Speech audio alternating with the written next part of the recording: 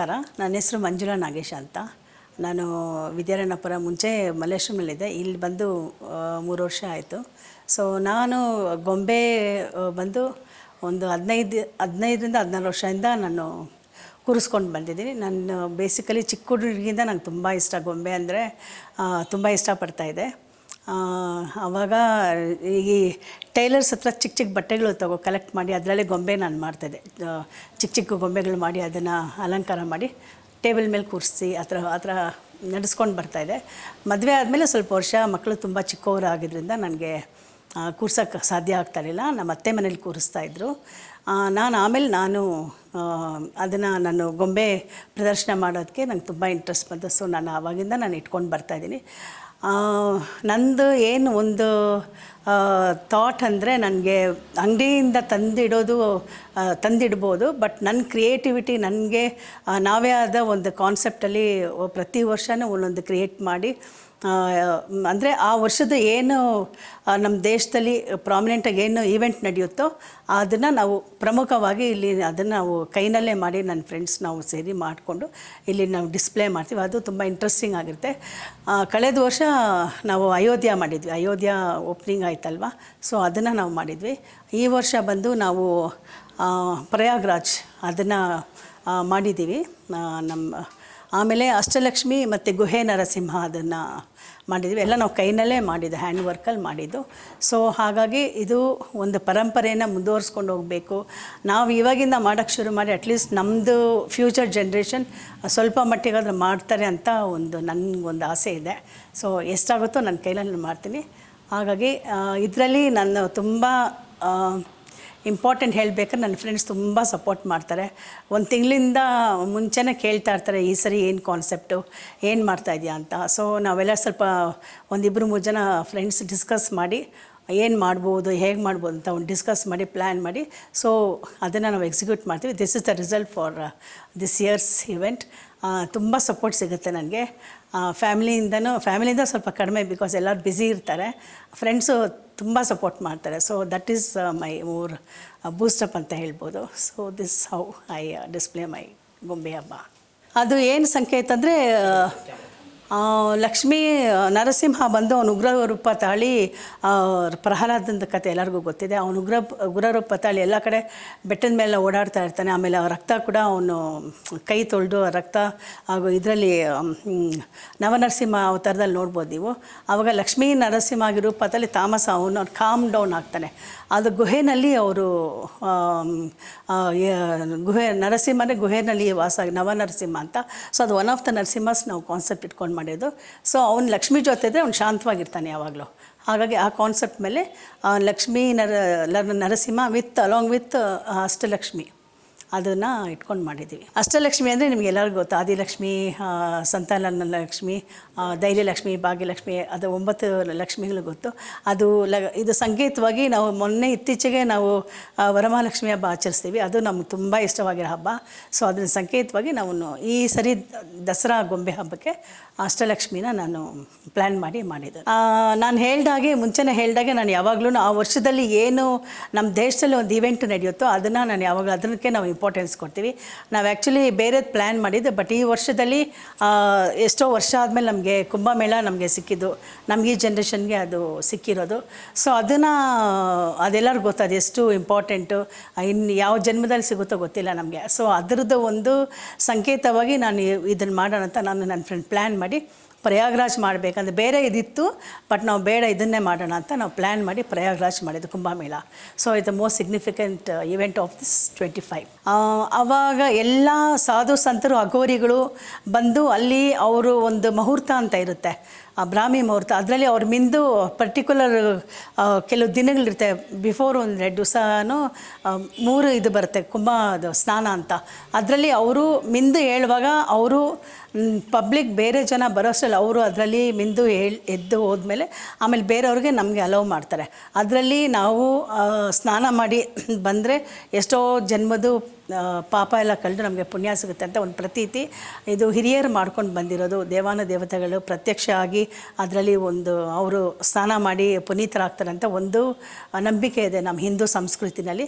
ಅದನ್ನು ಆ ಸಂಕೇತವಾಗಿ ಇಲ್ಲಿ ಪ್ರಯಾಗ್ರಾಜಲ್ಲಿ ಮಾಡಿದೆ. ಅದೆಷ್ಟೋ ವರ್ಷಕ್ಕೊಂದ್ಸರಿ ಬರೋದು. So this was the most significant Kumbh Mela of this 2025.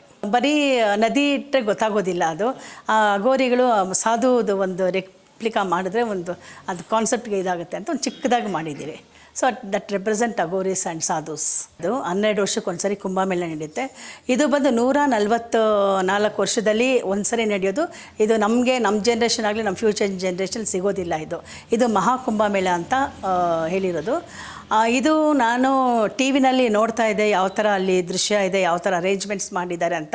ಆಮೇಲೆ ನನ್ನ ಕೆಲವು ಸ್ನೇಹಿತರು ಫ್ರೆಂಡ್ಸ್ ಎಲ್ಲ ಹೋಗಿ, ನನ್ನ ಮಗನೂ ಹೋಗಿದ್ದ, ನನ್ನ ತುಂಬ ಕ್ಲೋಸ್ ಫ್ರೆಂಡ್ಸ್ ಹೋಗಿ ಅದು ಎಕ್ಸ್ಪ್ಲೈನ್ ಮಾಡಿದ್ರು. ನಾನು ಹೋಗೋಕ್ಕಾಗಲಿಲ್ಲ. ಸೊ ಅವ್ರು ಹೇಳಿದ ಪ್ರಕಾರ ನಂಗೆ ಒಂದು ಪಿಕ್ಚರ್ ಬಂದಿತ್ತು ಈ ಥರ ಇರ್ಬೋದು ಅಂತ. ಆ ಪ್ರಕಾರವಾಗಿ ಅದೊಂದು ರೆಪ್ಲಿಕಾ ಜಸ್ಟ್ ಆ ಥರ ಮಾಡ್ಬೋದು ಅಂತ ಒಂದು ಐಡಿಯಾದ ಮೇಲೆ ಅದನ್ನು ಆ ಥರ ಕ್ರಿಯೇಟ್ ಮಾಡಿದ್ದೀವಿ. ಸೊ ಅದಕ್ಕಾಗಿ ಸಾಧು ಸಂತರು ಅಘೋರಿಗಳನ್ನ ಒಂದು ಚಿಕ್ಕದಾಗಿ ಒಂದು ಇದು ಮಾಡಿದ್ವಿ. ಆ ಫೀಲಿಂಗ್ ಇದು ಸೀನ್ ಕ್ರಿಯೇಟ್ ಮಾಡಿದ್ದೀವಿ. ನಮ್ಮದು ಬೇಸಿಕಲಿ ಬಂದು ನಮ್ಮದು ಆರ್ಟಿಸ್ಟ್ ಫ್ಯಾಮಿಲಿ. ನಮ್ಮದು ಶಿಲ್ಪಿಗಳು, ನಮ್ಮ ಹಸ್ಬೆಂಡ್ ಮನೆ ಕಡೆ ಬಂದು ಶಿಲ್ಪಿಗಳು. ನಮ್ಮ ಮಾವನವರು ಅವ್ರ ಆ್ಯನ್ಸೆಸ್ಟರ್ಸ್ ಎಲ್ಲನೂ ಮೂಲತಃ ನಾವು ಶಿಲ್ಪಿಗಳೇ. ಹಾಗಾಗಿ ಇದು ನನ್ನ ಮಗ ಬಂದು 5th ಜನರೇಷನ್. ಇದನ್ನು ಅವನು ಲಾ ಸ್ಟೂಡೆಂಟು. ಬಟ್ ಅದನ್ನು ಅವನ ಎಜುಕೇಷನ್ ಬೇರೆ, ಬಟ್ ಈ ಫೀಲ್ಡು ಅದನ್ನು ಫ್ಯಾಮಿಲಿ ಆರ್ಟಾಗಿ ನಾವು ಅವನ್ನ ಚೂಸ್ ಮಾಡ್ಕೊಂಡಿದ್ದಾನೆ. ಸೊ ಎಲ್ಲರೂ ಇದೇ ಫೀಲ್ಡಲ್ಲಿ ಇರೋದು. ಸೊ ಹಾಗಾಗಿ ನಮ್ಮ ಮನೆಯಲ್ಲಿ ನೀವೇನೇ ಹಿತ್ತಾಳೆ ವಿಗ್ರಹ ನೋಡ್ರು ನಮ್ಮದು ಫ್ಯಾಮಿಲಿಯಿಂದನೇ ಅದು ಮಾಡಿರೋದು. ಸೊ ಹಾಗಾಗಿ I am very proud to be a part of this family. ನನಗೆ ನಿಜ ಹೇಳ್ಬೇಕಾದ್ರೆ ನಾನು ತುಂಬ ಚಿಕ್ಕ ಹುಡುಗಿ 5ನೇ ಕ್ಲಾಸ್ ಇರುವಾಗಲೇ ನಾನು ರಾಯರಿಗೆ ತುಂಬ ಇಷ್ಟ. ನನಗೆ ರಾಯರನ್ನ ಆರಾಧನೆ ಮಾಡ್ತಿದ್ದೆ ತುಂಬ ಚಿಕ್ಕ ವಯಸ್ಸು. ಎಲ್ಲ ಓದೋ ಟೈಮ್ನಲ್ಲಿ, ಆಟ ಆಡೋ ಟೈಮ್ನಲ್ಲಿ ನಾನು ರಾಯರ ಆರಾಧನೆ ಮಾಡಿ ಈಗಲೂ ನನಗೆ ರಾಯರನ್ನೇ ನಂಗೆ ತುಂಬ ಇಷ್ಟ. ಸೊ ನನಗೆ ಪ್ಲ್ಯಾನ್ ಇದ್ದಿದ್ದು ತರಬೇಕು ಅಂತ. ಈ ಸರಿ ಹೋಗೋಕ್ಕಾಗಲಿಲ್ಲ ತರೋದಕ್ಕೆ. ನನ್ನ ಲಕ್ಕು ನನ್ನ ಸೊಸೆ ತಂದುಕೊಟ್ಲು. ಸೊ ಎವ್ರಿ ಇಯರ್ ಗಿಫ್ಟ್ ಮಾಡ್ತಾ ಇದು ಅನ್ಎಕ್ಸ್ಪೆಕ್ಟೆಡು ಸೊಸೆ ಕೃಷ್ಣನ ಜೊತೆಯಲ್ಲಿ ರಾಘವೇಂದ್ರ ತಂದುಕೊಟ್ಟಿದ್ದಾಳೆ. ಸೊ ಹಾಗಾಗಿ ಅದನ್ನು ಒಂದು ಮೂಲವಾಗಿ ಇಟ್ಟು ಅದನ್ನು ಪೂಜಿಸ್ತೀವಿ. ಯಾವಾಗಲೂ ನಾವು ಆರಾಧಿಸೋ ರಾಯರನ್ನು. ರಾಮಾಯಣ ಅಂದರೆ ಒಂದು ಸೀನ್ ರಾಮಾಯಣದ್ದು ಒಂದು ಸೀನ್ ರಾಮಾಯಣದ ಏನಂದರೆ ರಾವಣನ ದರ್ಬಾರ್. ಅದು ನನಗೂ ರಾಮಾಯಣದ್ರಲ್ಲಿ ನಂಗೆ ತುಂಬ ಇಷ್ಟವಾಗಿರೋ ಒಂದು ಸೀನ್ ಅದು. ರಾವಣನಿಗೂ ಆಂಜನೇಯನಿಗೂ ಒಂದು ಏನಂತ ಸಮರ ಶುರುವಾಗುತ್ತೆ. ಯಾರು ದೊಡ್ಡವರು ನನಗಿನ್ನ ಅಂತ ರಾವಣನ ದರ್ಪ ಎಲ್ಲರಿಗೂ ಗೊತ್ತಿದೆ. ಅವನ ದರ್ಪ ಯಾರೂ ಮೀರ್ಸೋಕ್ಕಾಗಲ್ಲ. ಬಟ್ ಆಂಜನೇಯ ಪ್ರೂವ್ ಮಾಡ್ತಾರೆ. ಅವನ ಬಾಲನೇ ಅದನ್ನು ಸುತ್ತಕೊಂಡು ಅವನಿಗಿನ್ನ ಎತ್ತರವಾಗಿ ಬೆಳೀತಾನೆ. ಸೊ ಅದನ್ನು ಏನಂದರೆ ನಮ್ಮಲ್ಲಿರೋ ಒಂದು ಈಗೋನ ಅದನ್ನು ಮೆಟ್ಟಿ ನಿಲ್ಲೋ ಅಂಥ ಶಕ್ತಿ ಆಂಜನೇಯನಿಗೆ ಮಾತ್ರ ಇರೋದು. ಸೊ ಹಾಗಾಗಿ Anjaneya is more greater than anybody in this world. So ಅದನ್ನು ಆ ಕಾನ್ಸೆಪ್ಟನ್ನ ನಾವು ತಂದಿರೋದು. ದಸರಾ ಅಂದರೆ ಎಲ್ಲರಿಗೂ ಗೊತ್ತಿದೆ. ಮೈಸೂರು ಪ್ಯಾಲೇಸ್, ಮೈಸೂರಲ್ಲಿ ಅರಮನೆಯಲ್ಲಿ ವಿಜೃಂಭಣೆಯಿಂದ ನಡೆಯುತ್ತೆ ಅಂತ ಅಂದ್ಬಿಟ್ಟು ನಾವು ಅಲ್ಲಿ ಹೋಗೋಕ್ಕಾಗಲಿಲ್ಲ. ಬಟ್ ನೋಡ್ತಾ ಇರ್ತೀವಿ ಟಿ ವಿನಲ್ಲೆಲ್ಲ ಯಾವ ಥರ ಪ್ರಸಾರ ಆಗುತ್ತೆ, ಅವರು ಯಾವ ಥರ ಅರೇಂಜ್ ಮಾಡ್ತಾರೆ ಅಂತ. ಸೊ ಹಾಗಾಗಿ ನಾನು ಒಂದು ಮರದ್ದು ಒಂದು ಪ್ಯಾಲೇಸ್ ತೊಗೊಂಡೆ ಒಂದು ಫ್ಯೂ ಇಯರ್ಸ್ ಬ್ಯಾಕ್. ಸೊ ಅದು ಲೈಟಿಂಗ್ಸ್ ಎಲ್ಲ ಅಲ್ಲಿ ನೋಡೋಕ್ಕಾಗದೇ ಇರೋದು ಇಲ್ಲನ್ನು ನಾವು ನೋಡ್ಬೋದು ಅಂತ. ಹಾಗಾಗಿ ಅದನ್ನು ಪ್ಯಾಲೇಸ್ ಒಂದು ಕಾನ್ಸೆಪ್ಟ್ ಇಟ್ಕೊಂಡು ಮಾಡಿದ್ದೀವಿ ಅದನ್ನು. ಆಮೇಲೆ ವಿಜೃಂಭಣೆ ಅಂದರೆ ಮೈಸೂರು ದಸರಾನೇ ಎಲ್ಲರಿಗೂ ಗೊತ್ತಿರೋ ವಿಷಯ. ದಸರಾ ಅಂದರೆ ಮೈಸೂರು ಪ್ಯಾಲೇಸ್ ಅಷ್ಟು ತುಂಬ ಚೆನ್ನಾಗಿ ಮಾಡ್ತಾರೆ. ಆ್ಯಂಡ್ ನಾವು ಹೋದರೆ ಬರೋಕ್ಕೆ ಮನಸ್ಸೇ ಬರೋದಿಲ್ಲ. ಹಾಗಾಗಿ ನಾನೊಂದು ಮೈಸೂರು ಪ್ಯಾಲೇಸ್ ಒಂದು ಚಿಕ್ಕದು ತೊಗೊಂಡು ಮರದ್ದು ಮಾಡಿರೋದನ್ನು. ಸೊ ಯಾವಾಗ ನಾವು ಮೈಸೂರನ್ನ ಅಲ್ಲಿ ನೋಡೋಕ್ಕಾಗದೇ ಇದ್ರೂ ಇಲ್ಲಿ ನಾವು ನೋಡಿ ವಿಜೃಂಭಿಸ್ತೀವಿ. ಹಾಗಾಗಿ ಮೈಸೂರು ಪ್ಯಾಲೇಸ್ ಒಂದು ಕಾನ್ಸೆಪ್ಟ್. ಜಂಬೂ ಸವಾರಿ ಎಲ್ಲರಿಗೂ ಗೊತ್ತು. ಭೀಮ, ಅರ್ಜುನ, ಸುಮಾರು ಆನೆಗಳನ್ನ ಕಾಡಲ್ಲಿ ಇರುತ್ತೆ ಬೇರೆ ಟೈಮ್ನಲ್ಲಿ. 1 ತಿಂಗಳು ಮುಂಚೆ ಅರಮನೆಗೆ ಕರ್ಕೊಂಬಂದು ಅದಕ್ಕೆ ಟ್ರೈನ್ ಅಪ್ ಮಾಡಿ ಯಾವ ಥರ ಜಂಬೂ ಸವಾರಿ ಅನ್ನೋದು ಎಲ್ಲರಿಗೂ ಗೊತ್ತು, ಎಷ್ಟು ಅದು ವಿಶೇಷವಾಗಿದೆ ಅಂತ. ಸೊ ಹಾಗಾಗಿ ಜಂಬೂ ಸವಾರಿ ಅಂತ ಒಂದು ಚಿಕ್ಕದೊಂದು ಕಾನ್ಸೆಪ್ಟ್ ಮಾಡಿದ್ದೀನಿ ಆನೆಗಳ ಜೊತೆಯಲ್ಲಿ. ನಾವು ಎಲ್ಲ ದೇವ್ರನ್ನ ಹೇಗೆ ಪೂಜೆ ಮಾಡ್ತೀವೋ, ಮನೆ ದೇವರು ಎಲ್ಲ ದೇವ್ರನ್ನ ಹೇಗೆ ಪೂಜೆ ಮಾಡ್ತೀವೋ, ಗ್ರಾಮ ದೇವತೆ ಅಷ್ಟೇ ಇಂಪಾರ್ಟೆಂಟ್ ನಮಗೆ. ಹಾಗಾಗಿ ನಾನು ಗ್ರಾಮ ದೇವತೆನ ಒಂದು ಕಾನ್ಸೆಪ್ಟ್ ಇಟ್ಕೊಂಡಾಗ ದೇವಿನ ಒಂದು ಗೋಪುರದ ಸಮೇತ ನಾವು ಅದನ್ನು ಕ್ರಿಯೇಟ್ ಮಾಡಿದ್ದೀವಿ. ಆಮೇಲೆ ರಾಮ ಲಕ್ಷ್ಮಣ ಸೀತೆ, ರಾಮಾಯಣದೊಂದು ಕಾನ್ಸೆಪ್ಟ್. ರಾಮಾಯಣ ಎಲ್ಲರಿಗೂ ಗೊತ್ತಿದೆ. ಸೊ ಹಾಗಾಗಿ ಅದನ್ನು ಫುಲ್ಲು ಇಡೋಕ್ಕಾಗದೇ ಇರೋ ಮೇಯ್ನ್ ರಾಮ ಸೀತೆ ಲಕ್ಷ್ಮಣ ಅವ್ರದ್ದೊಂದು ಅಲ್ಲಿ ಕ್ರಿಯೇಟ್ ಮಾಡಿದ್ವಿ, ಗೊಂಬೆಗಳನ್ನ ಕ್ರಿಯೇಟ್ ಮಾಡಿದ್ದೀವಿ. ಹೌದು, ಇಲ್ಲಿ ಕೃಷ್ಣಗಳು ಎಲ್ಲ ಕೃಷ್ಣ ನೋಡ್ಬೋದು. ಬಾಲಕೃಷ್ಣ, ತೊಟ್ಟಲ್ ಕೃಷ್ಣ, ಆಮೇಲೆ ರಾಧಾಕೃಷ್ಣ, ಆ ಥರ ಎಲ್ಲನೂ ಸುಮಾರು ಕೃಷ್ಣ ಒಂದು ಕಾನ್ಸೆಪ್ಟ್ ಮಾಡಿದ್ದೀವಿ. ಎಲ್ಲ ಕೃಷ್ಣನೂ ಕೃಷ್ಣಾಷ್ಟಮಿ ಮಾಡ್ತೀವಲ್ಲ, ಜಯಂತಿ, ಹಾಗಾಗಿ ತೊಟ್ಟಲ್ ಕೃಷ್ಣ ಇದ್ದಾನೆ, ಚಿಕ್ಕ ಕೃಷ್ಣ. ಸೊ ನನಗೆ ಕೃಷ್ಣನೂ ತುಂಬ ಇಷ್ಟ. ಸೊ ಜನ್ಮಾಷ್ಟಮಿ ಎಲ್ಲ ಬಂದರೆ ನಾವು ಅದು ತುಂಬ ಚೆನ್ನಾಗಿ ಆಚರಿಸ್ತೀವಿ. ಹಾಗಾಗಿ ಕೃಷ್ಣ ಒಂದು ಕಾನ್ಸೆಪ್ಟ್. ಇತ್ತೀಚೆಗೆ ನಡೆದಿರೋ ಒಂದು ಪೂರಿ ಜಗನ್ನಾಥ್ ಎಲ್ಲರಿಗೂ ಗೊತ್ತಿದೆ. ಕೃಷ್ಣ ಸುಭದ್ರ ಬಲರಾಮ ಅವ್ರದ್ದು ಅದು ದೇವಸ್ಥಾನ ಪೂರಿ ಜಗನ್ನಾಥ್. ಸೊ ಹಾಗಾಗಿ ನನಗೆ ತುಂಬ ಆಸೆ ಅದೊಂದು ನೋಡಿಲ್ಲ ಅಂತ. ಹಾಗಾಗಿ ಅದನ್ನು ಈ ಸರಿ ನಾನು ಗೊಂಬೆಯಲ್ಲಿ ಅದೊಂದು ಇಟ್ಟಿದ್ದೀನಿ, ಪುರಿ ಜಗನ್ನಾಥದೊಂದು ಕಾನ್ಸೆಪ್ಟ್. ಆಮೇಲೆ ಕಾಮಾಖ್ಯ ದೇವಿ ಅಸ್ಸಾಂನಲ್ಲಿರೋದು, ತುಂಬ ಶಕ್ತಿಪೀಠ ದೇವತೆ, ಅದು ತುಂಬ ಶಕ್ತಿ ದೇವತೆ ಕಾಮಾಖ್ಯ. ಹಾಗಾಗಿ ಅವ್ರದ್ದು ಒಂದು ಇಟ್ಟಿದ್ದೀವಿ ಇಲ್ಲಿ. ಸೊ ಎರಡೂ ತುಂಬ ಒಂದು ಸಿಗ್ನಿಫಿಕೆಂಟ್ ನಮ್ಮ ದೇಶದಲ್ಲಿ. ಎಲ್ಲರೂ ಹೋಗಿ ನೋಡೋ ಅಂಥ ಒಂದು ಕ್ಷೇತ್ರಗಳವೆ ಎರಡೂ. ಹಾಗಾಗಿ ಅದೆರಡೂ ನಾವು ಗೊಂಬೆ ಜೊತೆಯಲ್ಲಿ ಇಟ್ಟಿದ್ದೀವಿ. ಒರಿಸ್ಸಾನಲ್ಲಿರೋ ಪುರಿ ಜಗನ್ನಾಥ ರಥೋತ್ಸವ ಇತ್ತೀಚೆಗೆ ನಡೀತೆ, ಎಲ್ಲರಿಗೂ ಗೊತ್ತಿದೆ. ಎಲ್ಲರೂ ಬಂದು ನೋಡ್ತಾರೆ.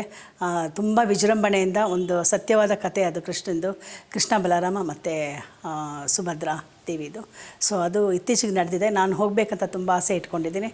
ಸೊ ಬರೋ ವರ್ಷ ಹೋಗಬೇಕಂತ ಪ್ಲ್ಯಾನ್ ಮಾಡಿದ್ದೀನಿ. ಹಾಗಾಗಿ ಈ ಸರಿ ಪುರಿ ಜಗನ್ನಾಥ ರಥದ ಒಂದು ಚಿಕ್ಕದೊಂದು ಗೊಂಬೆ ಜೊತೆ ಇಟ್ಟಿದ್ದೀವಿ. ನಾವಿಲ್ಲಿ ಕರ್ನಾಟಕ ಶಾಸ್ತ್ರೀಯ ಸಂಗೀತ ದಿಗ್ಗಜರನ್ನು ಒಂದು ಶ್ಯಾಮಶಾಸ್ತ್ರಿಗಳು, ತ್ಯಾಗರಾಜರು ಮತ್ತು ಮುತ್ತುಸ್ವಾಮಿ ದೀಕ್ಷಿತರ್ ಅವ್ರನ್ನ ನಾವು ಅವರು ಎಷ್ಟು ಪ್ರಮುಖ ಮ್ಯೂಸಿಷಿಯನ್ಸ್ ಅಂತ ಎಲ್ಲರಿಗೂ ಗೊತ್ತಿದೆ. ಹಾಗಾಗಿ ಅವ್ರ 3 ಜನ ನಾವು ಪ್ರಮುಖವಾಗಿ ಇಲ್ಲಿ ಅವ್ರಿಗೆ ಒಂದು ಅರ್ಪಣೆ. ನನಗೂ ಅದರ ಸಂಗೀತದ ಬಗ್ಗೆ ತುಂಬ ಆಸಕ್ತಿ ಇದೆ. ಹಾಗಾಗಿ ಅದನ್ನು ಸಂಕೇತವಾಗಿ ಇಲ್ಲಿ ಅದನ್ನು ಮ್ಯೂಸಿಷಿಯನ್ಸ್ನ ಇಟ್ಟಿದ್ದೀವಿ. ನಾವು ನಮ್ಮ ಹಿಂದೂ ಸಂಸ್ಕೃತಿಯಲ್ಲಿ ನೋಡ್ಬೋದು, ನವಧಾನ್ಯಗಳನ್ನ ನಾವು ಬೆಳೆಸ್ತೀವಿ. ಅದೇನೆಂದರೆ ಸಮೃದ್ಧಿಯ ಸಂಕೇತವಾಗಿ ನಾವು ಬೆಳೆಸ್ತೀವಿ, ನವಧಾನ್ಯ ಪಂಚಧಾನ್ಯ ಅಂತ. ಇದು ಸಾಮಾನ್ಯವಾಗಿ ನಾವು ದಸರಾನಲ್ಲೂ ಇದನ್ನು ನಾವು ಬೆಳೆಸ್ತೀವಿ. ನಾನು ಪಂಚಧಾನ್ಯ ಹಾಕಿದ್ದೀನಿ. ಸೊ ಇದು ಸಮೃದ್ಧಿಯ ಸಂಕೇತ, ಹಾಗೆ ಬೆಳೀತಾ ಇದೆ. ನವರಾತ್ರಿ ನಾವು ಗೊಂಬೆ ಕೂರಿಸ್ತೇ ಹೋದ್ರೂ ಅಟ್ಲೀಸ್ಟ್ ನಂದು ಪರ್ಸ್ನಲ್ ಒಪಿನಿಯನ್ ಏನು ಅಂದರೆ, ಎಲ್ಲರೂ ನವಧಾನ್ಯ ನೀವು ಮನೆಯಲ್ಲಿ ಒಂದು ಹಬ್ಬದ ಹಿಂದಿನ ದಿವಸನೇ ಅದನ್ನು ನೆನೆಸ್ಬಿಟ್ಟು ಒಂದು ಬೌಲ್ ಅಥವಾ ಒಂದು ಪಾಟಲ್ಲಿ ಹಾಕಿ ಬೆಳೆಸಿದ್ರೆ ಅದು ಹಬ್ಬ ಮುಗಿಯೋ ಅಷ್ಟರಲ್ಲಿ ತುಂಬ ಚೆನ್ನಾಗಿ ಬರುತ್ತೆ. ಅದು ಅಭಿವೃದ್ಧಿಯ ಸಂಕೇತವಾಗಿರುತ್ತೆ. ಆಮೇಲೆ ನೋಡೋಕ್ಕೂ ಹಸಿರುವಾಗಿರುತ್ತೆ. ಸೊ ತುಂಬ ಖುಷಿಯಾಗುತ್ತೆ. ಅದನ್ನು ನೀವು ಎಲ್ಲ ಬೆಳೆಸಿ ಅಂತ ನಾನು ಕೇಳ್ಕೊತೀನಿ ಈ ಮುಖಾಂತರ. ನಾಡಿನ ಜನತೆಗೆ ಎಲ್ಲರಿಗೂ ನವರಾತ್ರಿ ಹಬ್ಬದ ಆರ್ಥಿಕ ಶುಭಾಶಯಗಳು. ನಮ್ಮ ದೇಶ, ನಮ್ಮ ರಾಜ್ಯ ಎಲ್ಲ ಅಭಿವೃದ್ಧಿಯಾಗಿ ಕಾಣಲಿ, ಎಲ್ಲರಿಗೂ ಆಯುರ ಆರೋಗ್ಯ ಕೊಡಲಿ ಅಂತ ಚಾಮುಂಡೇಶ್ವರಿ ದೇವಿಗೆ ನಾನು ಕೇಳ್ಕೊತೀನಿ. ಆಮೇಲೆ ಈ ಪರಂಪರೆಯನ್ನು ನಾವು ಹೇಗೆ ಇವಾಗ ನಡೆಸ್ತಾ ಇದ್ದೀವೋ, ನಮ್ಮ ಮಕ್ಕಳಾಗಿರ್ಬೋದು, ನಮ್ಮ ಫ್ಯೂಚರ್ ಜನ್ರೇಷನ್ ಅವರು ಇಷ್ಟಾಗುತ್ತೋ ಇಲ್ವೋ ಗೊತ್ತಿಲ್ಲ, ಸ್ವಲ್ಪನಾದರೂ ಅವ್ರು ಮುಂದುವರ್ಸ್ಕೊಂಡು ಹೋಗಲಿ ಅಂತ ನನಗೆ ತುಂಬಾ ಆಸೆ ಇದೆ. ಸೊ ಹಾಗಾಗಿ ನಾವು ಇದನ್ನು ಮುಂದುವರ್ಸ್ಕೊಂಡು ಹೋಗ್ತೀವಿ. ನಮ್ಮ ಫ್ಯೂಚರ್ ನಮ್ಮ ಮೊಮ್ಮಕ್ಕಳು ಜನ್ರೇಷನ್ ಅವರು ಮಾಡಲಿ ಅಂತ ನಮ್ಗೆ ಆಸೆ ಇದೆ. ಹಾಗೆ ಎಲ್ಲರಿಗೂ ನವರಾತ್ರಿ ಹಬ್ಬದ ಆರ್ಥಿಕ ಶುಭಾಶಯಗಳು. ನಮಸ್ತೆ, ನಾನು ಶಾಂತಲಾ ಕೃಷ್ಣಕುಮಾರ್ ಅಂತ. ದಸರಾ ಹಬ್ಬ ನಮ್ಮ ನಾಡ ಹಬ್ಬ ಅಂತಲೇ ನಾವು ಆಚರಿಸ್ತೀವಿ. ಇದರ ಹುಟ್ಟೂರು ಅಂತ ನಮ್ಮ ಕರ್ನಾಟಕಕ್ಕೆ ಹೇಳಬೇಕು ಅಂದರೆ ಮೈಸೂರು ಅಂತ. ಮೈಸೂರಿಂದನೇ ಬಂದಿದ್ದ ಪದ್ಧತಿಯನ್ನು ನಾವು ಇಡೀ ಕರ್ನಾಟಕದಲ್ಲಿ ಆಚರಿಸ್ಕೊಂಡು ಮುಂದುವರಿಸ್ಕೊಂಡು ಹೋಗ್ತಾ ಇದ್ದೀವಿ. ನನ್ನ ಸ್ವಂತ ಅಭಿಪ್ರಾಯ ಹೇಳಬೇಕು ಅಂದರೆ, ಆ್ಯಕ್ಚುಲಿ ನಮ್ಮ ಮನೇಲಿ ಅಷ್ಟು ಆ ಪದ್ಧತಿ ಇರಲಿಲ್ಲ, ಈ ಗೊಂಬೆ ಕೂರಿಸೋದು ಎಲ್ಲ. ನಾನು ಮದುವೆ ಆಗಿ ನಮ್ಮ ಯಜಮಾನ್ರ ಮನೆಗೆ ಬಂದಾಗ ಆ ಪದ್ಧತಿ ಇತ್ತು. ಸೊ ನಮ್ಮ ಅತ್ತೆ ಮನೇಲೆಲ್ಲ ಗೊಂಬೆ ಕೂರಿಸ್ತಾ ಇದ್ರು, ಆಚರಿಸ್ತಿದ್ವಿ. ಅದು ಎಂಜಾಯ್ ಮಾಡಿಕೊಂಡು ಎವ್ರಿಬಡಿ, ಅದೇನಂದರೆ ಫ್ಯಾಮಿಲಿ ಫೆಸ್ಟಿವಲ್ ಆಗಿ we use to enjoy it. ಅದು ಕಾಲಕ್ರಮೇಣ ಅದೇನೋ ಹೇಳ್ತಾರಲ್ಲ, ಹಿರಿತಲೆ ಹೋದಾಗೆ ನಮ್ಮ ಸಂಪ್ರದಾಯಗಳು ಕೂಡ ಎಲ್ಲ ಕರಗಿ ಕಮ್ಮಿ ಆಗ್ತಾ ಹಾಗೆ ಅದು ಎಸ್ಟಿಂಗ್ವಿಷ್ ಆಗಿಬಿಡುತ್ತೆ ಅಂತ. ಹಾಗೆ ನಮ್ಮನೆಲ್ಲ ಹೇಳಬೇಕು ಅಂದರೆ ನಮ್ಮ ಫ್ಯಾಮಿಲಿಯಲ್ಲಿ ಹಾಗೆ ಆಗಿದೆ. ಆಗ ಆಗಿಬಿಟ್ಟು ಈಗೇನಾಗಿದೆ ಅಂದರೆ ನಾವು ಅದನ್ನು ನೆರವೇರಿಸ್ತಾನೆ ಇಲ್ಲ. ಅಂದರೆ ದಸರಾ ಹಬ್ಬ ಗೊಂಬೆ ಕೂರಿಸೋದು ಮಾಡೋದು ಇಲ್ಲ. ನಮ್ಮ ಅತ್ತೆ ಆ್ಯಕ್ಚುಲಿ ಪಟ್ಟದ ಗೊಂಬೆಗಳು ಎಲ್ಲ ನಮಗೆಲ್ಲ ಇಟ್ಟಿದ್ರು. ಅದೆಲ್ಲದಕ್ಕೂ ಹೇಳಬೇಕು ಅಂದರೆ ಮಂಜುಳಾ ಅವ್ರ ಮನೆಯವೇ ಸ್ಫೂರ್ತಿ ನನಗೆ. ಅವ್ರ ಮನೆಗೆ ನಾನು ಈಗ ಲಾಸ್ಟ್ ಇಯರು ಬಂದಿದ್ದೆ. ತುಂಬ ಎಷ್ಟು ಇನ್ಸ್ಪೈರ್ ಆಯಿತು ಅಂದರೆ, it was an I opening ಅಂತಲೇ ಹೇಳ್ಬೋದು. ಅವರು ಎವ್ರಿ ಟೈಮ್ ಶಿಲ್ ಕೀಪ್ ಒಂದು ಕಾನ್ಸೆಪ್ಟು, ಒಂದು ಥೀಮ್ ಇಟ್ಕೊಂಡು ಮಾಡ್ತಾರೆ. That is really appreciable. ಒಂದೊಂದು ಗೊಂಬೆನೂ ಅವ್ರದ್ದು ಒಂದೊಂದು ಕಲೆಕ್ಷನ್ಸ್ ಕೂಡ ಒಂದೊಂದು ಕತೆ ಹೇಳುತ್ತೆ. ಅದರಿಂದ ತುಂಬ ಶ್ರಮನೂ ಇದೆ ಅವ್ರದ್ದು. ಇದೆಲ್ಲ ಇಷ್ಟು ಕಲೆಕ್ಷನ್ಸ್ ಮಾಡಬೇಕು ಅಂದರೆ ಒಂದು ದಿವಸದಲ್ಲಂತೂ ಮಾಡಲಿಕ್ಕೆ ಸಾಧ್ಯನೇ ಇಲ್ಲ. ಆ ಪ್ರಯತ್ನದ ಪ್ರತಿರೂಪ ನನ್ನ ಹಿಂದೆ ಇರೋ ಗೊಂಬೆಗಳ ಕತೆ ಹೇಳುತ್ತೆ ಅದನ್ನು. ಥ್ಯಾಂಕ್ಸ್ ಒನ್ಸ್ ಮೋರ್ ಮಂಜುಳಾ ಅವ್ರಿಗೆ, because she has been an inspiring lady for us to go forward. POP ಎಲ್ಲ it is artificially made, chemical base ಇರೋದು ಇದು. ಸೊ ನಮ್ಗೆ ಅಲ್ಲಿ ಸಿಗೋದು ಚನ್ನಪಟ್ಟಣದಲ್ಲೆಲ್ಲ ವುಡನ್ ಬೇಸ್ಡ್. ಆಮೇಲೆ ಪೇಂಟ್ಸು ಕೂಡ ಅದರಲ್ಲಿ ಮಾಡೋದು ನ್ಯಾಚುರಲ್ ಕಲರ್ಸ್ ಎಲ್ಲ ಯೂಸ್ ಮಾಡ್ತಾರೆ. ಸೊ ನಾವು ಎಲ್ಲ ಚಿಕ್ಕವ್ರು ಇರಬೇಕಾದ್ರೆ ನಮ್ಮ ಮಕ್ಳುಗಳಿಗೂ ಅಷ್ಟೇ ಇಟ್ ವಾಸ್ ಎ ಟ್ರೆಡಿಷನ್ ಅಲ್ವಾ. ಯಾವಾಗ ನಾವು ಮೈಸೂರಿಗೆ ಹೋಗಬೇಕು ಅಂದರೆ ಚನ್ನಪಟ್ಟಣದಲ್ಲಿ it was a must stop. ಏನು ಅಂದರೆ ಅಲ್ಲಿ ಏನು ನೋಡ್ತೀವೋ ಮಕ್ಕಳಿಗೆ, ನಾವು ಚಿಕ್ಕ ಮಕ್ಳು ಇರ್ಬೇಕಾದ್ರೆ ನಮ್ಮ ಮಗುಗೆಲ್ಲ ಗಿಲ್ಕೆ ಎಲ್ಲ ಅಲ್ಲಿಂದನೇ ತೊಗೊಂಡು ಬರ್ತಾಯಿದ್ವಿ. ಎಷ್ಟೊಂದು ಕಲೆಕ್ಷನ್ ಆಫ್ ಟಾಯ್ಸ್ ಸ್ಟಾರ್ಟ್ ಆಗ್ತಿದ್ದಿದೆ ಅಲ್ಲಿಂದ. ಹಾಗೆಯೇ ಚನ್ನಪಟ್ಟಣದಲ್ಲಿ ಎಲ್ಲ ಇರೋ ಗೊಂಬೆ ಎಲ್ಲ ನಮ್ಮ ತವ್ರ ಮನೆ ಗೊಂಬೆ ಅಂತ ಹೇಳ್ಕೊಳ್ಬೋದು ನಾವು ಅದನ್ನು. ನಮಸ್ತೆ, ನಾನು ಕೃಷ್ಣಕುಮಾರ್ ಅಂತ, ಇಲ್ಲೇ ವಿದ್ಯಾನಗರ ನಿವಾಸಿ. ನನಗೆ ಮಂಜುಳಾ ನಾಗೇಶ್ವರು 2 ವರ್ಷದ ಪರಿಚಯ. ಸೊ ನಾವು 2 ವರ್ಷ ಸತತವಾಗಿ ಬರ್ತಾ ಇದ್ದೀವಿ ದಸರಾ ಗೊಂಬೆಗಳನ್ನ ವೀಕ್ಷಣೆ ಮಾಡೋಕ್ಕೆ. ಈ ನಾಡಹಬ್ಬ ಅಂತ ಏನು ಮಾಡ್ತಾ ಇದೀವಿ ನಾವು, ಪ್ರತಿ ಒಂದು ನಮ್ಮ ನಾಡಹಬ್ಬದಲ್ಲೂ ಮಂಜುಳಾ ಮೇಡಮ್ ಅವರು ಪ್ರತಿ ನಾಡಹಬ್ಬ ದಸರಾನೇ ಅಂತಲ್ಲ, ಪ್ರತಿ ಹಬ್ಬಗಳಲ್ಲೂ ಭಾಳ ವಿಶೇಷವಾಗಿ ಅವ್ರದ್ದೇ ಆದ ಒಂದು ಪದ್ಧತಿಲಿ, ಅವ್ರದ್ದೇ ಆದ ಒಂದು ಶೈಲಿಲಿ ಪ್ರತಿಯೊಂದು ಹಬ್ಬನೂ ಆಚರಣೆ ಮಾಡ್ಕೊಂಡು ಬರ್ತಾರೆ. ಅಷ್ಟೇ ಸಾಂಸ್ಕೃತಿಕವಾಗಿ, ಅಷ್ಟೇ ವೈವಿಧ್ಯಮಯವಾಗಿ ತುಂಬ ಚೆನ್ನಾಗಿ ಆಚರಣೆ ಮಾಡ್ಕೊಂಡು ಬರ್ತಾ ಇದ್ದಾರೆ. ಬಟ್ ಅವರು ದಸರಾ ಅಂತೂ ಹೇಳಬೇಕಂತಂದರೆ ಭಾಳ ವೈವಿಧ್ಯಮಯ ಆಗಿರುತ್ತೆ. ಈ ಸಲ ಪ್ರಯಾಗ್ರಾಜ್ ಮಾಡಿದ್ದಾರೆ. ಬಟ್ ಏನಂದರೆ ಇದರಿಂದ ಅವ್ರದ್ದು ಶ್ರಮ, ಅವ್ರದ್ದು ಪ್ರೀತಿ, ಪ್ಲಸ್ ಇನ್ನೊಂದು ಏನು ಅಂದರೆ ಈ ಒಂದು ಸಂಸ್ಕೃತಿನ ನಾವು ಬಿಡಬಾರ್ದು ಅಂಥೇಳಿ ನಿಷ್ಠೆಯಿಂದ ಅದಕ್ಕೆ ಆದ ಒಂದು ಅವ್ರದ್ದು ಶ್ರಮ ಎಲ್ಲ ಹಾಕಿ ಮಾಡೋದ್ರಿಂದ ಎದ್ದು ಕಾಣ್ತದೆ, ಎಲ್ಲ ಈ ಬೊಂಬೆಗಳಲ್ಲಿ ಎದ್ದು ಕಾಣ್ತಾ ಇದೆ. ಬಟ್ ಏನಂದರೆ ಈ ನಾಡಹಬ್ಬ, ಈ ದಸರಾಗಳಲ್ಲಿ ನಾವು ಪ್ರತಿಯೊಂದೂ ಒಂದೊಂದು ಕಾನ್ಸೆಪ್ಟ್ ಇಟ್ಕೊಂಡು ಮಾಡ್ತೀವಿ.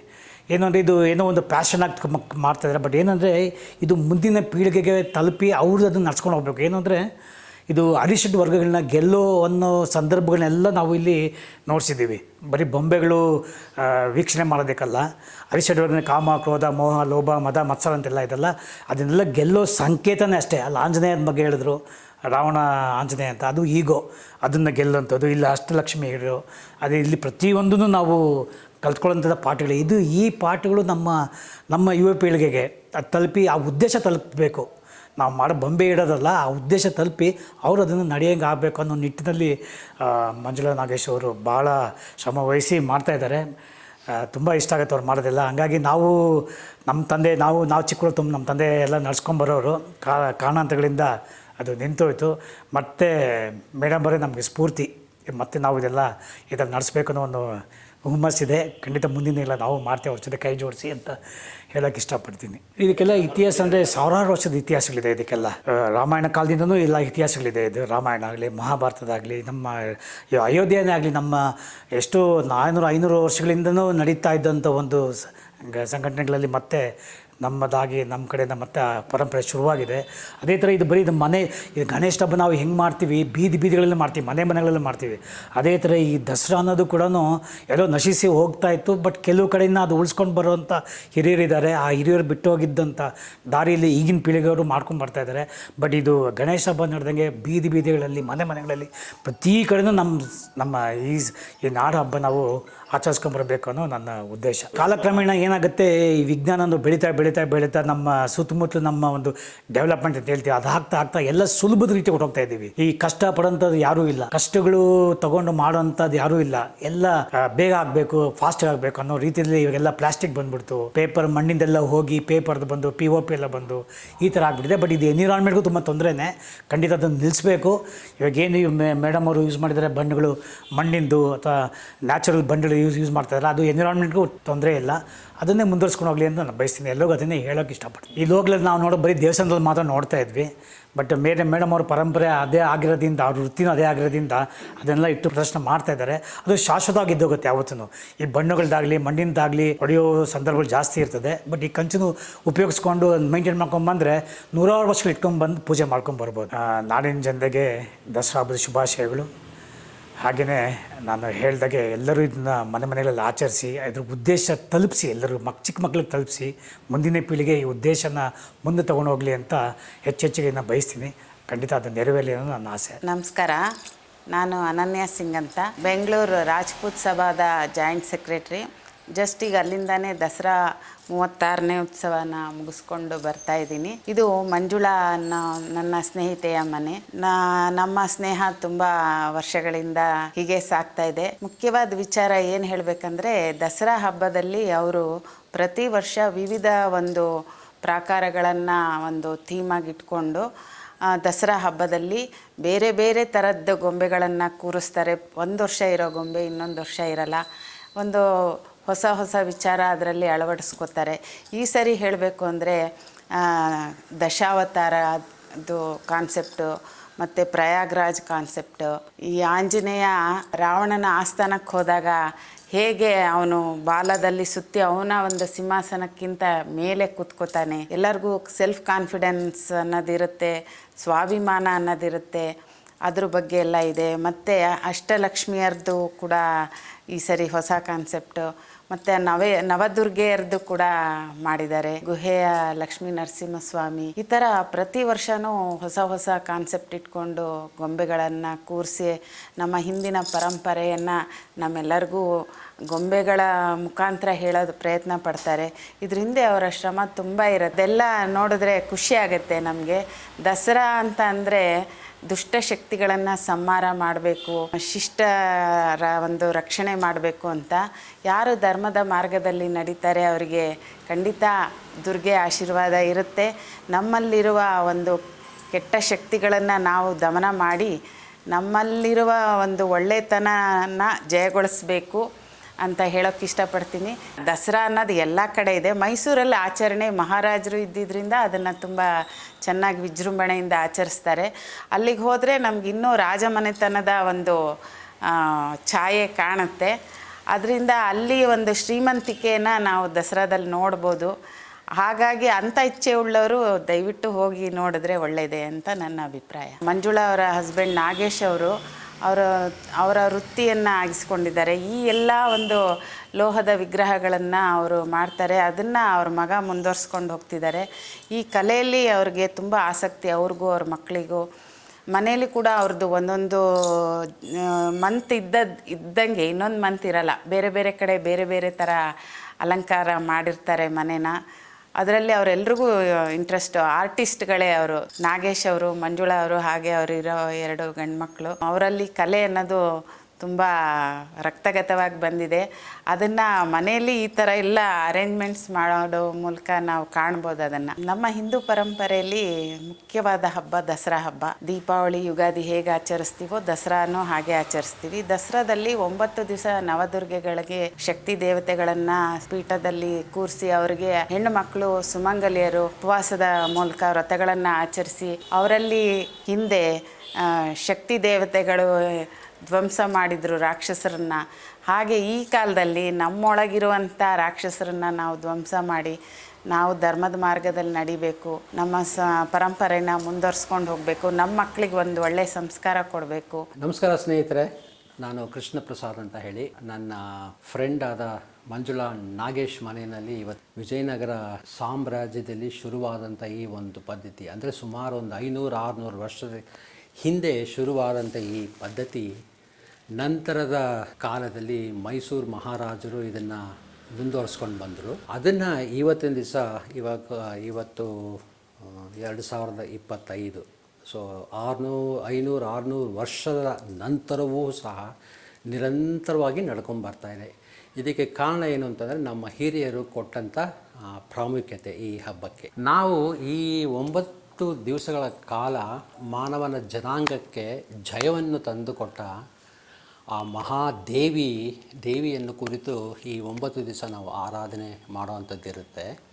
ಹಾಗಾಗಿ ನಾವು ಬರೀ ದೇವಿ ಒಂದೇ ಇಲ್ಲ, ದೇವಿ ಪ್ರಾಮುಖ್ಯವಾಗಿ ನಾವು ಈ 9 ದಿವಸ ನಾವು ನಮ್ಮ ದೇಶದ ಎಲ್ಲ ಕಡೆ ಇದು ನಡೆಸ್ತಾರೆ. ಬಟ್ ವಿಶೇಷವಾಗಿ ಕರ್ನಾಟಕದಲ್ಲಿ ಇದನ್ನು ನಾವು ನಡೆಸ್ಕೊಂಡು ಬಂದಿದ್ದೀವಿ. ಆ ದೇವಿಯರ ಜೊತೆ ದೇವತೆಗಳನ್ನು ಸಹ ನಾವು ಆಹ್ವಾನ ಮಾಡಿ ಈ ಬೊಂಬೆಯ ರೂಪದಲ್ಲಿ ಅವರನ್ನು ಅಲ್ಲಿ ಕುಳ್ಳಿರಿಸಿ 9 ದಿನ ಅವರಿಗೆ ಪೂಜೆ ಸಲ್ಲಿಸ್ತೀವಿ. ಸೊ ಇದು ಒಂದು ಈ ಹಬ್ಬದ ಪ್ರಾಮುಖ್ಯತೆ ಏನು ಅಂತಂದರೆ, ಮೊದಲನೇದಾಗಿ ದೇವಿಯನ್ನು ಕುರಿತು ಆರಾಧನೆ ಮಾಡುವಂಥದ್ದು, ಮತ್ತು ಎಲ್ಲ ದೇವತೆಗಳು ಸಹ ಈ ಬೊಂಬೆಯ ರೂಪದಲ್ಲಿ ಅವನ್ನು ಆವಾಹನೆ ಮಾಡಿ ಅವ್ರನ್ನೂ ಸಹ ಆರಾಧಿಸುವಂತಹ ಮಹಾ ಯಜ್ಞ ಅಂತಲೂ ಬೇಕಾದ್ರೆ ನೀವು ಹೇಳ್ಬೋದು. ಇವತ್ತಿನ ದಿವಸ ನಾನು ಮಂಜುಳಾ ಅವ್ರ ಮನೆಗೆ ಬಂದಿದ್ದೀನಿ. ಅವರು ನಾನು ಸುಮಾರು 4 ವರ್ಷದಿಂದ ನಾನು ಅವ್ರು ನೋಡ್ತಾ ಇದ್ದೀನಿ. ಪ್ರತಿ ವರ್ಷವೂ ಅವರು ಒಂದೊಂದು ವಿಭಿನ್ನವಾದ ಥೀಮು ಅಥವಾ ಕಾನ್ಸೆಪ್ಟನ್ನು ಮುಂಚೆನೇ 1 ತಿಂಗಳು ಮುಂಚೆನೇ ಅದನ್ನೆಲ್ಲ ಡಿಸೈಡ್ ಮಾಡಿ ಕೊನೆಗೆ ಆ ದಿಕ್ಕಿನಲ್ಲಿ ಏನೇನು ಮಾಡಬೇಕು, ಏನೇನು ಇಡಬೇಕು, ಏನೇನು ಇದೆ, ಏನೇನಿಲ್ಲ ಅನ್ನೋದನ್ನು ಎಲ್ಲದೂ ಪ್ರತಿಯೊಂದೂ ಅವರು ಒಂದು ಪಟ್ಟಿ ಮಾಡಿ ಕೊನೆಗೆ ಈ ರೀತಿ ನಾವು ಇಡಬೇಕಾಗತ್ತೆ ಬೊಂಬೆಗಳನ್ನ ಅಂತ ಹೇಳಿ ಎಲ್ಲ ನಿರ್ಧಾರ ಮಾಡಿ ಅವರೊಬ್ಬರೇ ಎಲ್ಲ ಅವ್ರ ಜೊತೆ ಅವರ ಸ್ನೇಹಿತರನ್ನು ಎಲ್ಲರನ್ನೂ ಸೇರಿಸ್ಕೊಂಡು ಅವರು ಭಾಳ ವಿಜೃಂಭಣೆಯಿಂದ ಬೊಂಬೆನ ಕೂಡಿಸ್ತಾರೆ. ಸೊ ಈ ಸಲ ವಿಶೇಷವಾಗಿ ಅವರು ಅಷ್ಟಲಕ್ಷ್ಮೀನ ಕೂಡಿಸಿರೋದು ಭಾಳ ಚೆನ್ನಾಗಿದೆ. ಮತ್ತು ಗುಹೆ ನರಸಿಂಹಸ್ವಾಮಿನ ಆರಾಧನೆ ಮಾಡುವಂತಹ ಅಥವಾ ಅಹೋಬಿಲದಲ್ಲಿರುವಂತಹ ನಮ್ಮ ನರಸಿಂಹಸ್ವಾಮಿನ ಆರಾಧನೆ ಮಾಡುವಂತಹ ಆ ಒಂದು ಚಿತ್ರ ಆಗಿರ್ಬೋದು. ಮತ್ತು ವಿಶೇಷವಾಗಿ ಈ ವರ್ಷದಲ್ಲಿ ಮಹಾಕುಂಭಮೇಳ ನಡೆದಿದ್ದು 144 ವರ್ಷದ ನಂತರ ನಡೆಯುವಂತಹ ಈ ಕುಂಭಮೇಳನೂ ಸಹ ಈ ವರ್ಷದಲ್ಲಿ ಅದು ವಿಶೇಷವಾಗಿತ್ತು. ಸೊ ಅದನ್ನು ಸಹ ನಾವು ಅಳವಡಿಸ್ಕೊಂಡು ಅದನ್ನು ಇಲ್ಲಿ ನಾವು ತೋರಿಸ್ಬೇಕು ಅನ್ನೋದು ಆ ಒಂದು ನಿಟ್ಟಿನಲ್ಲಿ ಅದನ್ನು ಸಹ ಇಲ್ಲಿ ಇಟ್ಟಿದ್ದಾರೆ. ಮಾಮೂಲಿಯಂತೆ ಬೇರೆ ಬೇರೆ ರಾಮಾಯಣ, ಮಹಾಭಾರತ ಈ ಥರದ್ದು ಮೈಥಾಲಜಿ ಅಥವಾ ಪುರಾಣಗಳನ್ನು ಎತ್ತಿ ಹಿಡಿದು ನಮ್ಮ ಮುಂದಿನ ಪೀಳಿಗೆಗೆ ಕಥೆಯನ್ನು ಹೇಳಿ ಅದರ ಪ್ರಾಮುಖ್ಯತೆ ಯಾವ ರೀತಿ ಆಚರಿಸ್ಬೇಕು, ಯಾಕೆ ಆಚರಿಸ್ಬೇಕು ಅನ್ನೋದು ಆ ಪ್ರಾಮುಖ್ಯತೆನ ಮಕ್ಕಳಿಗೆ ಇನ್ನು ಮುಂದೆ ಬರುವಂಥ ಪೀಳಿಗೆಗೆ ಗೊತ್ತಾಗಲಿ, ಅವರು ಸಹ ಮುಂದುವರಿಸ್ಕೊಳ್ಳಿ. ಯಾಕಂದರೆ ಈಗ ಆಲ್ರೆಡಿ 506 ವರ್ಷದಿಂದ ನಾವು ನಡ್ಸ್ಕೊಂಡ್ಬಂದಿದ್ದೀವಿ. ಹೀಗೆ ನಿರಂತರವಾಗಿ ಈ ದೇಶದಲ್ಲಿ ನಡೀಲಿ ಅನ್ನೋ ಒಂದು ತಾಯಂದರಿಗೆ ಅಥವಾ ತಂದೆ ತಾಯಂದರಿಗೆ ಅದು ಆಸೆ, ತಮ್ಮ ಮಕ್ಕಳು ಇದನ್ನು ಮುಂದುವರಿಸ್ಕೊಂಡು ಹೋಗಬೇಕು ಅಂತ ಹೇಳಿ ಆ ದಿಕ್ಕಿನಲ್ಲಿ ನಮ್ಮ ಮಂಜುಳಾ ಅವರು ಸಾಕಷ್ಟು ಶ್ರಮಪಟ್ಟು ಬಹಳ ಚೆನ್ನಾಗಿ ಈ ಸಲ ಬೊಂಬೆ ಕೂಡಿಸಿದ್ದಾರೆ. ನೋಡೋದಕ್ಕೆ 2 ಕಣ್ಣು ಸಾಲದು. ನನ್ನ ಹೆಸರು ಲಕ್ಷ್ಮಿ, ಮಲ್ಲೇಶ್ವರದಿಂದ ಬಂದಿದ್ದೀನಿ. ನಾನು ಮಂಜುಳಾ ಫ್ರೆಂಡು. ನಾನು ಮಂಜುಳಾ ಒಂದು 20 ವರ್ಷದಿಂದ ಫ್ರೆಂಡು. ಅಲ್ಲಿ ಮಲ್ಲೇಶ್ವರದಲ್ಲಿದ್ದಾಗಲೂ ವರ್ಷ ಹೋಗ್ತಾಯಿದ್ವಿ. ಈಗ ಇಲ್ಲಿ ಬಂದು 3 ವರ್ಷ ಆಯಿತು. ಇಲ್ಲಿಗೂ ವರ್ಷ ಬಂದು ಬೊಂಬೆಗಳು ನೋಡ್ಕೊಂಡು ಹೋಗ್ತಾಯಿದ್ವಿ. ಡಿಫ್ರೆಂಟಾಗಿ ಒಂದೊಂದು ಹೊಸ ಬೊಂಬೆಗಳು ತರ್ತಾಯಿದ್ದಾರೆ. ಚೆನ್ನಾಗಿ ಕೊಂಡಿಸ್ತಾರೆ. ಎಲ್ಲರೂ ಬಂದವರೇ ತುಂಬ ಚೆನ್ನಾಗಿ ಸತ್ಕಾರ ಮಾಡಿ ಕಳಿಸ್ತಾಳೆ. ಅದು ತುಂಬ ಖುಷಿ ಕೊಟ್ಟಿದೆ. ಪ್ರಯಾಗ್ರಾಜ್ ತಂದಿದ್ದಾರೆ ಮತ್ತು ರಾಯದ ಸ್ವಾಮಿದ ವಿಗ್ರಹನೂ ತಂದಿದ್ದಾರೆ.